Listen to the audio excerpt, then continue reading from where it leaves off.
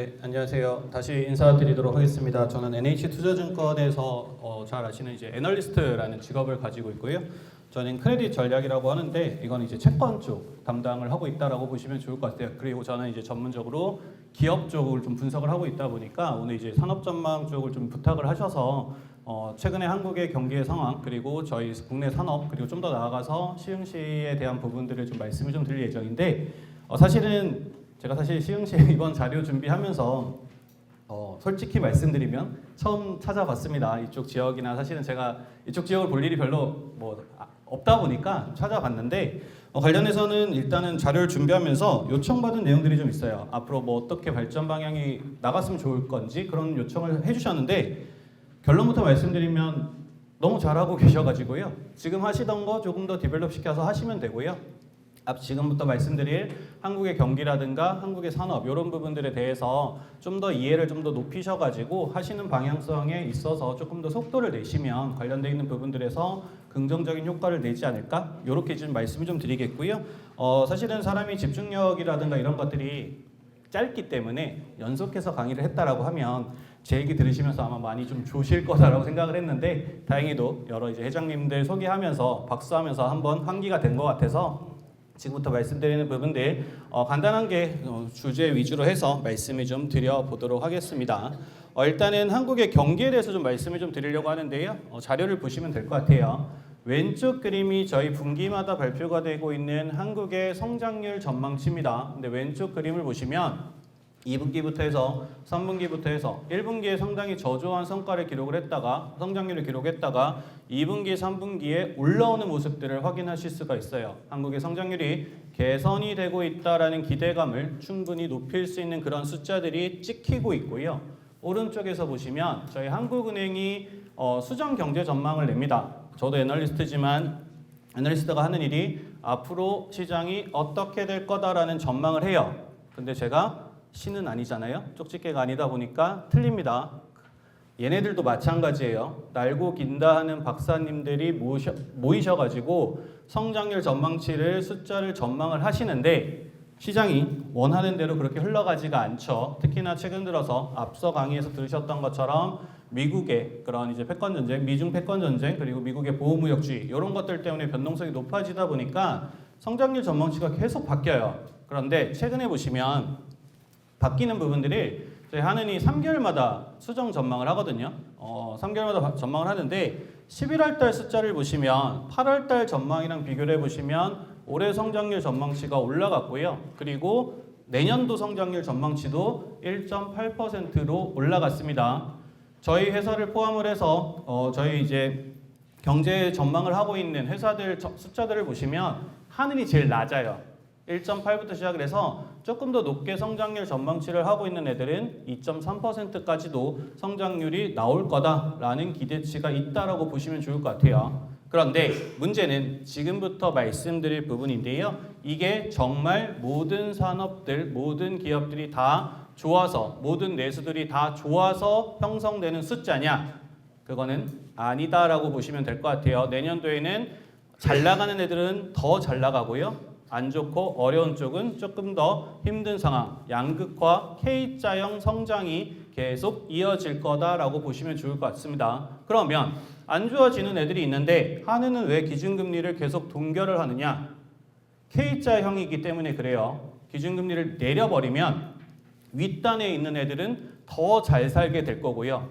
아랫단에 있으신 분들은 더 안 좋아질 수밖에 없는 K자 모습들이 더 양극화가 심화될 수밖에 없기 때문에 한은의 선택지에 있어서는 조금은 선택지가 좁아져 있는 그런 상황들이 나타나다 보니까 한국은행이 지금 기준금리를 계속 동결하고 있다라고 좀 이해를 하시면 되는데 지난밤에 저희 연준에서 25bp 기준금리를 내렸습니다. 그런데 이제 3.75가 됐어요. 미국 금리 기준금리가 3.75가 됐고 저희랑 이제 1.25%포인트 차이가 나게 되는데 이번에 연준이 내리면서도 거기 들어오신 이제 위원들끼리 좀 논쟁이 좀 있으셨나 봐요. 동결해야 되는 쪽이 한 세 분 정도 있으신 거 보면 여전히 미국도 빠르게 움직이는 이런 경기 상황에 대해서 잘 모르겠다 이런 부분들. 그리고 최근에는 미국이 셧다운이 됐었잖아요. 미국 이제 셧다운이 되다 보니까 데이터가 안 나와요. 데이터를 좀 보고 액션을 하겠다라는 부분인데, 일단은 금리를 내렸다는 부분들에 있어서는 하는 입장에서는 그래도 내년도에 이제 저희 12월 달에는 금토기가 없고 내년도 1월 달, 2월 달 금통이 있고요. 내년도 4월, 5월 이렇게 이제 상반기 예정되어 있는데 추가적으로 내년도에 조금 더 경기 상황을 봐가면서 하느니 좀 액션을 취할 가능성 이런 것들이 좀 존재하지 않을까라고는 보고 있는데, 아이러니하게도 미국의 파월도 그렇고 저희 하는 총재님도 그렇고 내년도 상반기에 임기가 끝나십니다. 임기를 앞두고 뭔가 액션을 취했다가 잘못되면 욕을 엄청 먹기 때문에 그런 부분들에 있어서 조금은 조심하는 부분들도 있기 때문에 이런 부분들도 같이 맞물려서 금리의 방향성을 좀 고민하셔야 된다라고 좀 말씀을 좀 드릴 수 있을 것 같고요. 제가 K자형 성장이라고 말씀드렸는데요. 고용시장이 비대칭적이에요. 왼쪽 그림을 보시면요. 실질 노동소득 증가율을 보시면 옛날이랑 비교를 해보시면 절대적인 레벨이 상당히 아래쪽으로 내려와 있는 모습들, 낮은 수준이 이어가는 모습 확인하실 수가 있고요. 오른쪽 저희 실업률 상당히 낮거든요. 그런데 20대 분들한테 물어봤어요. 너희 왜 취업 안 하냐? 파란색 선을 보시면 그냥 쉬신답니다. 그냥 쉬었다라는 추이를 보시면 쭉 우상향을 하고 있는 모습들이 확인되실 수가 있어요. 그렇기 때문에 실업률은 낮은데 실질적으로 그걸 까보면 20대 분들이 그냥 취업 안 하고 놀고 있다. 이런 부분들이 높다 보니까 저희 숫자로 찍히는 실업률이 낮은 상황이다라고 좀 이해하시면 좋을 것 같고요. 두 번째로는 수출입니다. 여러분들이 직접 피부로 느끼시고 있으실 건데, 저희 하느니 금리를 못 내리는 이유로 제기했던 것 중에 하나가 수출이 잘 되기 때문이라는 얘기를 했는데, 그 수출이 모든 품목이 다 잘 되느냐? 아니죠. 왼쪽 그림 보시면 반도체는 빅사이클이라고 해서 계속 우상향하고 있어요. 원래 반도체 사이클을 좀 보시면 쭉 올라왔다가 일정 부분 내려오셔서 0 밑으로 내려오는 시기들이 있었거든요. 저희가 기준금리를 계속 내릴 거다, 한국의 금리가 내려갔다 갈 거다라고 전망을 과거에 했었던 이유가 뭐냐면, 저희 24년도에 보시면 반도체 증가율이 60%까지 올라갔어요. 그럼 과거 패턴들을 보시면 저게 0 밑으로 내려와야 되는데 0 밑으로 안 내려오고 AI라는 게 나타나면서 다시 우상향을 하면서 반도체 쪽에서의 빅사이클이 나타났습니다. 그러다 보니까 한국의 성장률이 좋게 나오고 있는 거고, 한국의 한은의 기준금리 인하가 이제 조금은 지연되고 있는 모습이다라고 보시면 되는데, 오른쪽을 보시면요. 반도체를 제외한 품목들의 수출 증가율을 그려봤더니 보시는 것처럼 0%에서 왔다 갔다 하고 있습니다. 수출 쪽에서도 양극화가 심화되고 있다라고 좀 이해를 하시면 좋을 것 같고요. 또 다른 양극화가 나타나고 있는 시장, 부동산 시장입니다. 왼쪽 그림을 보시면요. 강남이랑 수도권, 파란색 진한색 선이 수도권이고요. 연한 하늘색 선이 강남의 부동산 가격 성장률, 집값 상승률을 그려놨거든요. 보시면 파란색 선보다 연한 하늘색 선이 더 위에 있는 모습들을 확인하실 수가 있습니다. 전체 수도권 집값 상승률보다 강남 쪽에서의 집값 상승률이 엄청나게 더 높게 형성되는 부동산 시장의 양극화가 나타나고 있습니다. 저희 반포에 원베일리라는 아파트가 하나 있는데요. 24평이 최근에 50억에 거래가 됐다고 합니다. 네, 꿈도 못 꾸는 그런 이제 지역인데, 물론 여기 뭐 혹시나 갖고 계신 분이 계실 수도 있을 것 같은데요. 일단은 그렇게 이제 양극화, 서울 내에서도 양극화가 엄청나게 심화가 됐어요. 저희 10월 15일 날 부동산 대책 나오면서 토지허가 거래 구역을 묶었어요. 서울 전 지역을 묶었거든요. 그랬더니 노도광이라고 해서 노원, 도봉, 강북 쪽에서 지금 난리가 났습니다. 거기는 집값 오른 것도 없는데 왜 우리 갖다 같이 규제를 묶어야 되냐라는 얘기 나오면서, 최근에 이제 저희 증권가 찌라시 도는 거는 이 토지허가 거래 제역을 조금 풀어줄 거다. 그래서 그 대상이 되는 데가 아마 노도강 쪽이 좀 풀어질 것 같다. 뭐 이런 얘기들도 좀 나오고 있다. 이건 이제 찌라시로 이제 돌아다니고 있는 내용이다라고 보시면 되는데, 뭐 말씀드리고 싶은 거는 결국에는 양극화가 좀 더 심화되고 있다라고 보시면 될 것 같고요. 특히나 오른쪽에 보시면 저희 전체적인 전국의 건설 기성액을 보시면 최근에 조금 감소율이 좀 올라오긴 했어요. 그런데 숫자는 0보다 아래쪽에 있잖아요. 그만큼 건설 기성액 자체가 더디게 진행이 되고 있다. 이렇게 좀 이해하시면 좋을 것 같습니다. 다음으로는 또 비대칭이 있어요. 어디에 있냐? 자산시장에 있습니다. 저희 최근에 코스피 5천 얘기 들어보셨을 겁니다. 저희 하우스에서도 저희 회사에서도 내년도 코스피 전망치를 5천 이상으로 지금 질러놓은 상황이고 대부분의 증권사들이 지르셨고요. 저희 제일 위에 계신 분들도 코스피 5천 시대를 만들겠다라고 지금 얘기를 하고 계시잖아요. 자산 시장이 대부분 이제 이렇게 계속 우상향을 하면서 주식에 대한 관심이나 이런 것들이 많아지고 계신데 왼쪽 그림을 보시면요. 저희 대부분의 자산이 다 실물 자산, 부동산에 묶여 있어요. 그러다 보니까 이런 부분들에 있어서 금융자산의 규모가 그렇게 크지 않습니다. 최근에 코스피 지수가 엄청나게 올라가고 있다고 하지만 거기에 대해서 수혜를 누리시는 분 역시도 돈이 기존에 금융자산 있으셨던 분들 위주로 수혜를 누리고 있다고 보시면 좋을 것 같고요. 오른쪽을 보시면 소득분위 1분위부터 5분위를 나눠가지고 금융자산에서 주식, 채권, 펀드 보유 비중을 같이 그렸는데 상위 20%, 5분위 보시면 74%가 몰려 있습니다. 그럼 최근에 저희 주가지수가 2,800대에서 지금 거의 한 4,100대까지 올라왔잖아요. 요거 주가지수 올라간 거 수혜는 소득 5분위가 다 누리셨다는 얘기입니다. 바꿔 얘기하면 그러면 상위와 하위 간의 격차는 더 심화되는 모습들이 나타날 수밖에 없는 상황이다라고 보시면 좋을 것 같고 그리고 이 비대칭이 또 서비스 시장에 또 나타나고 있어요. 저희 K-팝 데몬 헌터스 그리고 국중박 국립중앙박물관 외국인들 관광객이 엄청나게 많다라는 거를 기사로 보셨을 겁니다. 실제 왼쪽에서 보시는 것처럼 관광객이 엄청나게 한국에 많이 들어오고 계세요. 그리고 최근에 중국 쪽에서의 무비자 관광도 풀어줬잖아요. 그러면서 관광이 들어오고 있어요. 문제는 오른쪽에서 보시는 것처럼 저희 나라 사람도 외국에 너무 많이 나갑니다. 저희 일본, 동남아, 베트남 많이 여행들 가시죠. 좀 더 나가셔서 호주라든가 미국도 여행들 많이 가시는 것 같아요. 그러다 보니까 오른쪽 그림에서 보시는 것처럼 이게 관광수지거든요. 이게 뭘 의미하느냐? 외국인들이 한국에 들어와서 쓴 돈이랑 저희가 외국 나가서 쓴 돈의 차이를 이제 계산한 건데 보시면 이것도 0보다 더 아래쪽에 있어요. 외국인들이 한국에 들어와서 쓴 돈보다 저희가 외국 나가서 쓴 돈이 훨씬 더 많다라고 보시면 될 것 같습니다. 그러면 외국인들이 한국에 들어오면 소비하면 한국의 경기가 좋아질 거다라는 기대를 하실 수 있는데 반대로 저희가 나가서 쓰는 게 더 많기 때문에 이런 부분들 감안한다라고 하면 한국의 성장률에 있어서의 긍정적인 요인들은 조금 제한될 수밖에 없지 않을까 이렇게 좀 말씀을 좀 드릴 수가 있을 것 같고요. 그러다 보니까 보시는 거 왼쪽 그림에서 보시는 것처럼 과거에는 90년대에는 저희 성장률이 한 8.5% 기대치였다라고 하면 지금 보시면 2%만 나와도 좋은 상황이 되어버린 이런 상황들이 한국의 경기 상황이다라고 보시면 될 것 같고 그럼 왜 이렇게 성장률 자체가 낮아졌냐? 최근에 한국은행에서 연구 자료가 하나 나왔어요.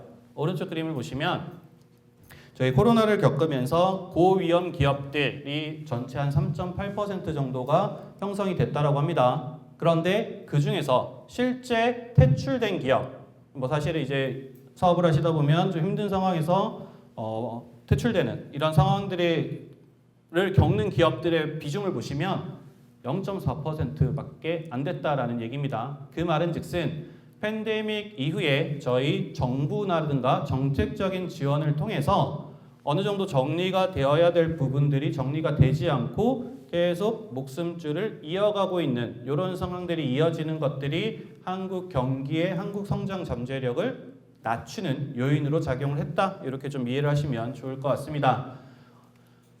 그러다 보니까 이를 극복하기 위해서 정부에서 돈을 엄청나게 많이 쓰겠다라고 합니다.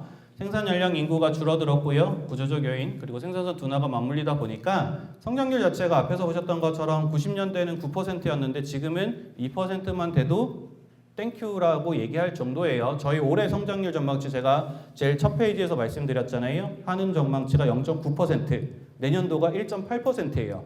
그런데 0.9에서 1.8만 돼도 성장률 괜찮네? 시장 괜찮네? 라는 평가를 할 정도로 저희의 성장률 자체가 상당히 많이 내려와 있는 상황이고 그러다 보니까 저희 정부에서는 회복과 성장을 위해서 내년도 예산안을 보시면 오른쪽 그림에서 보시면 중점 투자 계획들을 조금 정리를 해놨습니다. 연한 한일생 막대가 저희 올해 내년도 예산안이다라고 보시면 좋을 것 같고요. 파란색, 진한색 선이 올해 예산안이다라고 보시면 될 것 같은데 거의 대부분이 민생 지원에 포커스를 맞추고 있고요. 산업적인 측면에서 포커스를 맞추고 있는 부분들이 AI 분야라고 보시면 좋을 것 같습니다. 이런 부분들 R&D 쪽에 적극적인 투자를 하고 있기 때문에 내년도 이 예산안을 좀 더 적극적으로 활용을 한다라고 하면 저희 이제 사업을 하심에 있어서 조금 더 긍정적으로 활용이 가능하시지 않을까 이렇게 좀 말씀을 좀 드릴 수 있을 것 같고요. 이러한 이제 한국의 경기 상황 하에서 그럼 개별 업종별로 산업 전망이 좀 어떻게 되느냐 이런 것들을 좀 간단하게 좀 정리를 해놨습니다. 사실 세부적인 업종들마다 하나씩 건건이 좀 까면서 말씀을 좀 드려야겠지만 시간 제약이 있는 걸 감안해서 주요 산업들 위주로 해서 좀 정리를 해놨어요. 보시는 것처럼 저희 철강 같은 경우에는 이제 사업 환경이 비우호적일 것 같습니다. 미국의 관세나 이런 것들이 계속 지속적으로 이어지는 부분들이 있기 때문에 업황 자체는 조금 안 좋아지는 부분들이 계속 이어질 수밖에 없고 중국과의 경쟁 이런 것들도 조금 고려를 해야 되는 부분들이 있습니다. 중국 쪽 얘기가 나와서 간단하게만 말씀을 드리면 중국 쪽에서의 저가 수출 물량 대외로 중국 입장에서의 수출 물량은 앞으로도 좀 계속 이어질 것 같아요. 왜 그러냐? 저희가 아까 제가 앞에서 한국의 성장률이 9%였다가 2%라고 말씀드렸잖아요.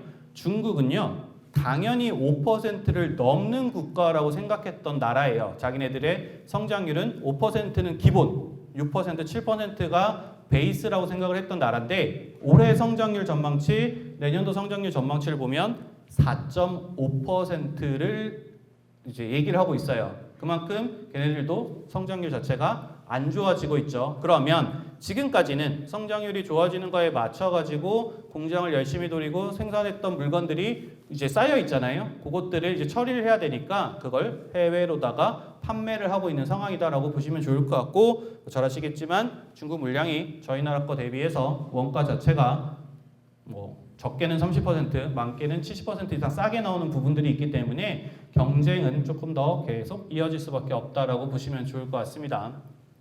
세 번째 보시면 조선이에요. 저희 이제 앞에서 반도체 좋다라고 말씀드렸는데 조선 쪽은 계속 좋을 것 같아요. 실제 발주 물량은 줄어들고 있거든요. 그런데 기존의 발주에서 이제 앞으로 배를 지어야 되는 것들 이런 것들은 계속 누적이 되고 있기 때문에 조선 쪽에서는 긍정적인 부분들을 이어갈 거고요. 특히나 중국 쪽에서 항공모함 쪽이나 이런 것들을 한국에 좀 만들어 달라라는 요청들이 있잖아요. 그렇기 때문에 미국발 수주 이런 부분들까지 감안한다고 하면 조선업은 조금 더 나아질 거다라고 보시면 될 것 같고 네 번째 보시면 전력기기 역시도 긍정적입니다. 저희 AI 투자를 하면 데이터 센터를 만들잖아요. 그리고 그 데이터 센터에 반도체가 들어가서 뭔가 활동을 하려면 당연히 전기가 필요해요. 전기가 필요하기 때문에 전력기기 업종 역시도 내년도에도 긍정적이다라고 좀 보시면 좋을 것 같고요.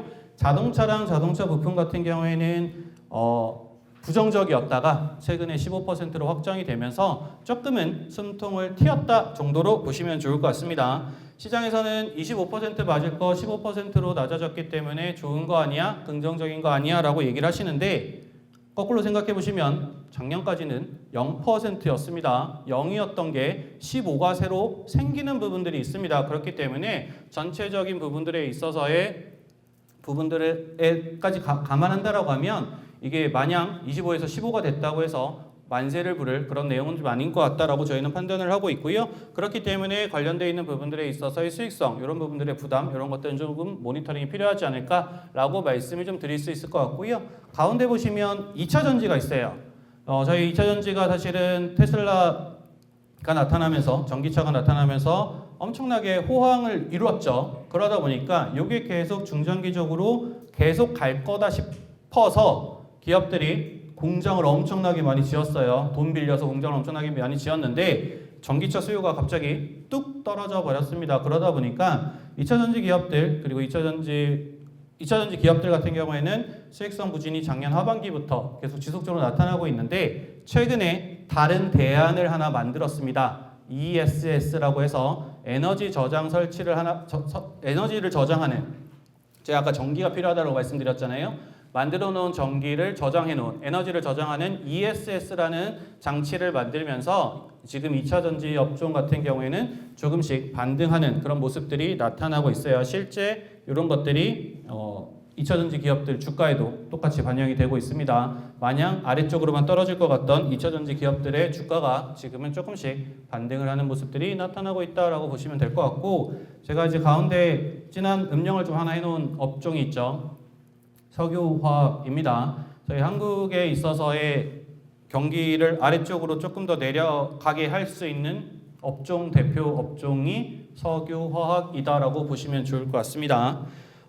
관련해서는 뒤에서 좀 더 자세히 말씀드리겠지만 이게 왜 그러냐? 중국 때문이에요. 중국이 공장을 엄청나게 많이 지었고요. 공급량이 엄청나게 많아지고 있습니다. 저희 나라도 같이 공장 많이 지어가지고 제품 많이 만들었어요. 그런데 이 만든 제품을 누가 소화해 줘야 되냐? 중국이 소화를 해줘야 되거든요. 그런데 중국 성장률 제가 앞에서 말씀드렸던 것처럼 예전에는 5%, 6%였는데 지금 4%대로 떨어졌고요. 이 석유화학 제품들이 어디로 가느냐? 중국에 가서 아파트 짓고 주택권 짓는 데다가 제품을 넣어야 되거든요. 근데 지금 중국의 부동산 경기가 그렇게 좋지가 않습니다. 부진한 모습들이 이어지고 있다 보니까 결국에는 공급은 많아지고 수요는 계속 안 좋아지는 상황들이 이어지는 부분들이 석유화학 기업들의 부진을 장기화시키고 있다라고 좀 보시면 좋을 것 같고요. 그리고 제일 아랫단으로 좀 내려와 보시면 뭐 소매유통 쪽도 저희 여기도 좀 양극화가 되고 있어요. 백화점은 장사가 잘 되거든요. 그런데 다른 가게나 다른 쪽의 할인점이나 이런 것들은 조금 상대적으로 부담이 되고 있습니다. 왜 그러냐? 저희가 아이러니하게도 20년도, 21년도에 저금리였잖아요. 그때 주택담보대출 받으셨던 분들의 대부분이 변동금리로 받으셨어요. 그때는 아주 낮은 금리였으니까 21년도부터 금리가 올라가면서 아마 뭐 주택담보대출 받으셨던 분들 아마 기억을 좀 되돌려 보시면 6개월 1년마다 한 번씩 연락이 왔을 겁니다. 대출금리가 오르셨습니다. 대출금리가 오르셨습니다. 연락을 받으셨을 거예요. 그렇게 금리가 쭉 올라갔어요. 올라가고 난 다음에 지금 이제 금리가 이제 내려오고 있잖아요. 내려오고 있는데 그 과정에서 저희 변동금리 대출 비중이 과거에는 60%, 70%였는데 그게 40%로 낮아지고요. 고정금리 대출 비중이 예전에 30-40%가 지금 60%까지 올라왔어요. 그 말은 거꾸로 얘기하면 금리가 내려가도 내 대출 금리는 여전히 처음 받았던 높은 금리가 계속 이어지고 있다라고 보시면 될 것 같습니다. 그러다 보니까 가계의 부채 부담이나 이런 부분들이 누적이 되면서 소비를 조금씩 줄이는 이런 부분들이 있고, 뭐 물가 관련해서 물가가 엄청나게 뭐 식품 물가나 이런 거 많이 피부로 느끼셨을 거예요. 이런 것들이 엄청나게 올라가는 부분들이 결국에는 소비 위축으로 이어지고 있어요. 그러다 보니까 이런 얘기 많이 들어보셨을 겁니다. 가성비 소비, 뭐 가심비 소비, 뭐 이런 얘기들 많이 들어보셨을 건데 쓸 땐 쓰는데 옛날만큼 뭐 시도 때도 없이 이렇게 쓰는 이런 상황은 아닌 상황이다라고 보시면 좋을 것 같고요. 그러다 보니까 소매유통 쪽에서 특히나 백화점을 제외한 나머지 업종, 특히나 이제 면세점 쪽 외국에서 이제 많이 들어온다고는 했지만 중국이 안 들어오다 보니까 면세점 업황 위주로 해서는 조금 더 부진한 모습들이 이어지고 있거든요. 이렇게 소매유통 쪽에서도 약간 비우호적인 거예요. 그러면 제가 지금까지 쭉 산업을 말씀드렸는데 다시 한번 더 정리를 해서 말씀드리면 좋은 애들은 계속 좋고요. 안 좋은 애들은 부담이 계속 이어진다. 여기도 산업 간의 양극화가 계속 이어질 수밖에 없다라고 보시면 되는데 석유화학 기업들이 안 좋은 걸 알다 보니까 정부에서도 석화기업들 생산설비 줄여라 라는 얘기들이 나오고 있습니다. 저희 이제 8월 달에 정부 주도하에서 이 석화기업들의 자율적인 산업구조 개편이 이어지고 있고요. 저희 대표적인 석화기업들 단지가 오른쪽 표에 정리가 되어 있습니다. 울산, 여수, 대산에 이제 대표적인 석화단지들이 있는데 보시면 NCC 설비 석유화학 기업들이 너무 많아요. 그러면 여러분들 입장에서 사업을 하십니다. 우리 설비를 줄여야 돼요. 줄이라고 협의를 하라고 합니다. 3-4분이 모이셨습니다. 3-4명이 이제 의사결정을 해야 됩니다. 너 거 줄일래, 내 거 줄일래, 우리 어떻게 할래라는 얘기들을 논의를 하고 있는데 생각해보면 석유화학이 만약에 지금이 바닥이라면 2-3년만 조금만 더 버텨서 이게 만약에 반등을 할 거다라는 기대나 예상이 있다라고 하면 내 걸 줄일까요? 남의 걸 줄이라고 할까요? 남의 걸 줄이라고 하겠죠. 지금 다 그러고 있습니다.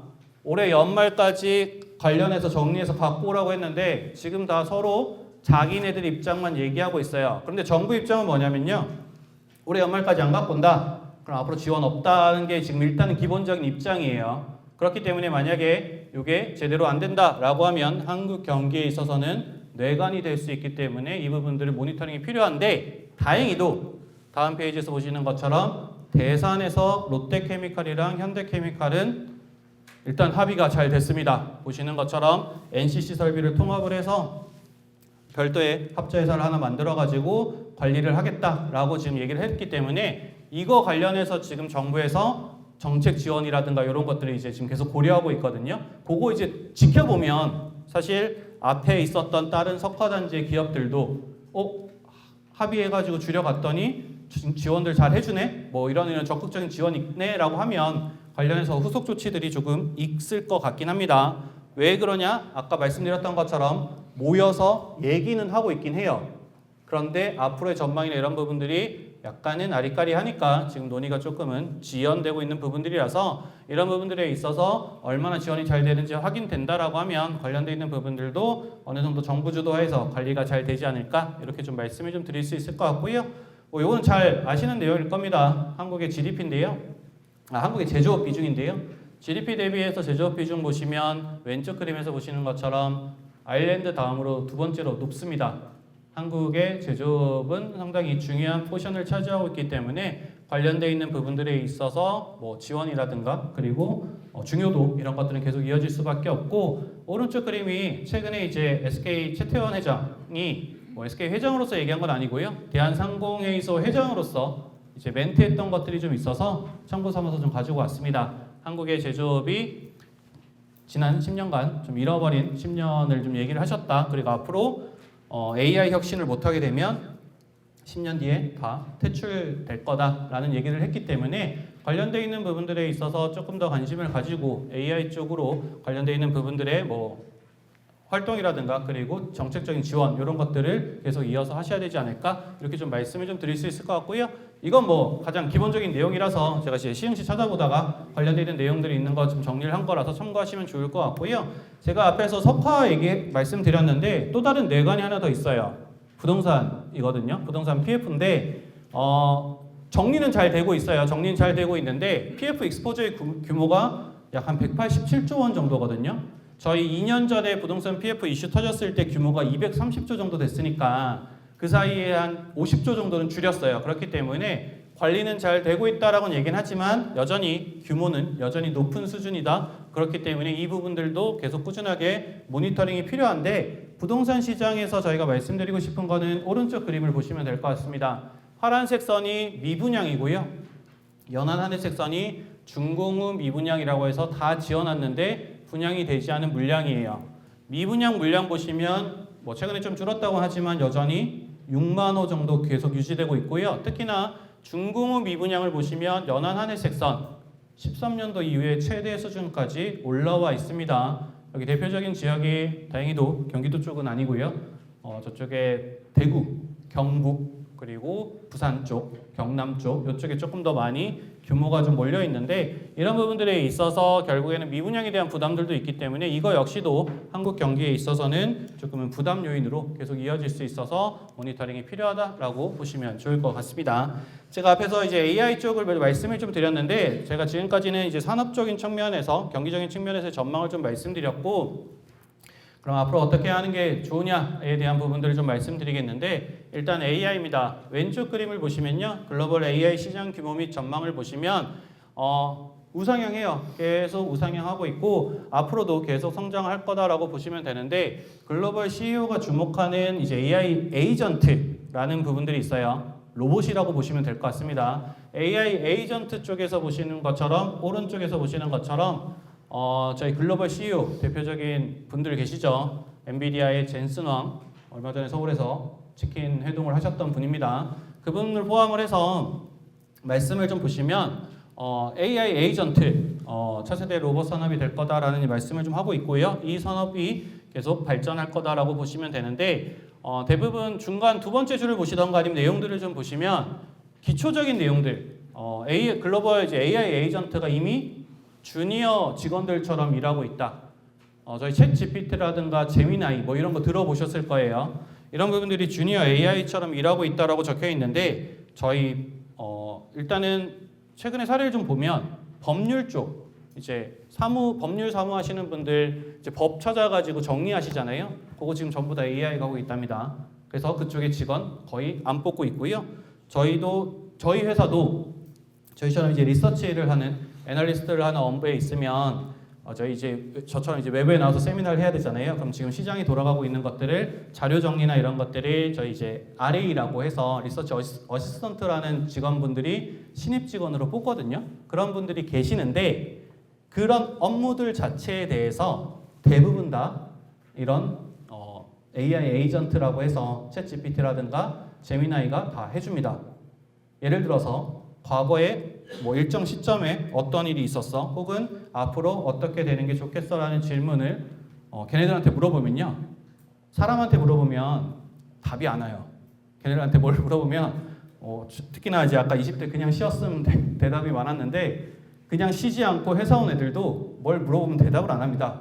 그런데 챗GPT와 제미나이한테 물어보면 5분, 10분 안에 깔끔하게 정리를 해서 갖고 오죠. 물론 관련해서 오류도 많아요. 그렇기 때문에 계속 교육시키고 수정 보완을 해야 되는 작업도 필요하지만 사실은 뭐 지금 현 시점에서는 이런 이제 AI 에이전트나 이런 것들이 앞으로 더 방향성이나 이런 것들은 성장할 수 있는 그런 사업이다라고 좀 말씀을 좀 드릴 수 있을 것 같고요.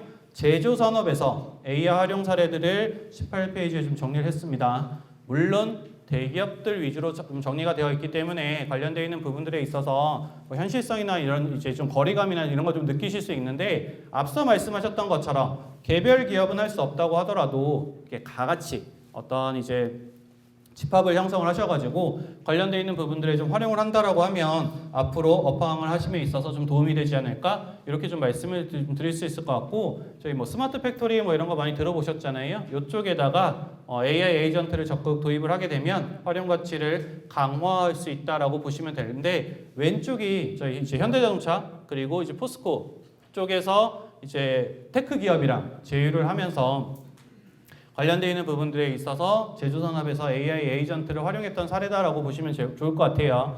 저희 이제 뭐 개별 기업들은 저렇게까지 하기 힘들다라고 하면 앞서 말씀드렸던 것처럼 뭐 협회 차원이라든가 아니면 시의 지원을 통해서 이런 부분들, 진흥원 지원을 통해서 이런 부분들에 대해서 좀 논의를 하신다라고 하면 지금 급격하게 발달하고 있는 AI에 어느 정도 선제적으로 대응이 가능하지 않을까 이렇게 좀 생각을 좀 해봤고요. 두 번째로는 저희 내년도부터 자금을 통해서 투자를 좀 받을 수 있는 이제 펀드가 하나 만들어져요. 국민 성장 펀드라고 해서 앞으로 5년 동안 150조 형성되거든요. 첨단 전략 산업 기금이라고 해서 첨단 전략 산업 그리고 관련 생태계에 이제 자금을 지원을 해주는데 저리로 아마 자금 지원이 가능할 것 같습니다. 그런데 여기에 원래 포함이 안 되었던 게 하나 최근에 들어갔거든요. 제조업의 AI 전환 부분에 대해서도 이 자금을 지원을 해주겠다라는 게 이번 정부에서 이제 포함을 시켰기 때문에 이거 산업은행에서 합니다. 관련해가지고는 이제 시라든가 이쪽이랑 같이 연계하셔가지고 관련되어 있는 부분들에서 뭐 자금 지원이라든가 이런 것들이 가능한지 이런 것들을 좀 확인해 보시면 조금 도움이 되지 않을까라고 보시면 좋을 것 같고요. 결국에는 정부도 그렇고 첨단 전략이 결국에는 방향성이다라고 지금 관점을 가지고 투자를 하고 계획을 하고 있기 때문에 관련되어 있는 부분들 특히나 이게 보시면 첨단 산업 경쟁력 강화뿐만이 아니라 벤처기술 기업의 스케일업 그리고 지역 성장이라든가 일자리 창출까지 같이 연계해서 지원을 계획을 하고 있기 때문에 이 부분들에 대해서 내년도부터 조금 더 관심을 가지시면 좀 도움이 되지 않을까라는 좀 생각이 좀 들었고요. 또 다음으로 말씀드릴 부분은 잘하고 계시긴 한데 산업단지 혁신 및 재구조화는 계속 지속하셔야 될 것 같습니다. 제가 이번 자료를 좀 조사하면서 찾으면서 최근 정보가 하나 나왔는데 왼쪽 그림을 보시면 경기연구원에서 경기도 노후단지 면적을 발표를 했더라고요.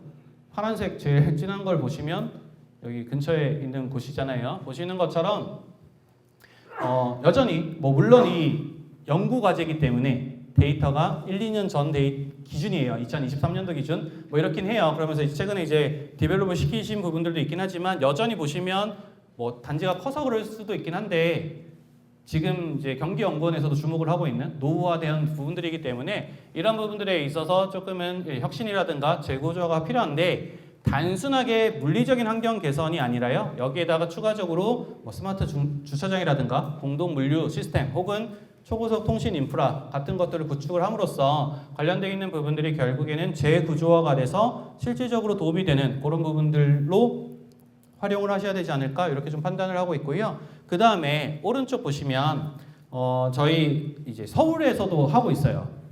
개별 지역별로 도심 제조업을 살리기 위해서 거점을 만들어 가지고 스마트 앵커 사업을 하고 있거든요. 대표적으로 저희 이제 성동구, 저희 성수동 하면 수제화가 유명하잖아요. 가운데 보시면 그 수제화를 이제 특화하는 성동 수제화 이런 이제 스마트 앵커도 만들고 있거든요. 이런 것들도 한번 시흥시 쪽에서도 한번 더 고민을 하셔가지고 스마트 앵커나 이런 부분들도 좀 고민하시면 전통 제조업 기반의 기업들이 새로운 기술을 개발하고 결국에는 테스트할 수 있는 실질적인 테스트베드 환경을 좀 구축할 수 있는 긍정적인 도움이 되지 않을까라고 좀 판단을 하고 있고요. 마지막으로는 교육입니다. 결국에는 시설이 좋아도 사람이 와야겠죠. 결국에는 뭐 공장이 대체한다고 하더라도 여기 사람이 어느 정도 역할을 해야 된다라고 저희는 판단을 하고 있고요. 20대 그냥 쉬었던 분들을 이곳으로 좀 올 수 있게끔 하는 그런 환경들이 좀 필요하지 않을까라고 저희는 판단을 하고 있고요. 특히나 이번 자료를 찾다 보니까 왼쪽에서 보시는 것처럼 시흥시는 기본적인 이런 환경이나 이런 것들이 너무 잘 되어 있습니다. 특성화고 4개나 있더라고요. 이런 특성화고들이랑 그리고 지역대학 그리고 이런 쪽이랑 협력을 통해서 제조 전문 인력 양성 과정 그리고 이런 부분들 운영이 좀 필요하다고 보고 있고요. 여기에 기존에 이제 제조업에 다니시는 분들, 종사자분들 역시도 이제 AI 하면 배워야 될 게 많잖아요. 이런 부분들이 좀 특화되어 있는 프로그램을 좀 제공을 하게 되면 역량이 좀 고도화되지 않을까라고는 보고 있는 상황이고 다행히도 정책적으로 너무 잘하고 계십니다. 오른쪽에서 보시는 것처럼 공장 자동화 및 로봇 활용 지원 사업 예시로 가지고 왔지만 이런 것들을 토대로 해서 잘 진행을 하고 계시기 때문에 제가 서두에서 말씀드렸던 것처럼 이런 환경들 저희 내년도에 결국에는 내년도 성장률, 내년도 한국을 대표하는 키워드 물어보면 대부분 아마 그렇게 얘기하실 거예요. 양극화, K자형, 반도체 이런 것들 얘기하실 건데 이런 부분들을 좀 고려하셔가지고 앞으로 사업 계획이라든가 비전 이런 것들을 설정함에 있어서 좀 도움이 되셨으면 좋겠습니다. 네, 오늘 발표 저는 여기서 마치도록 하겠습니다. 들어주셔서 감사합니다.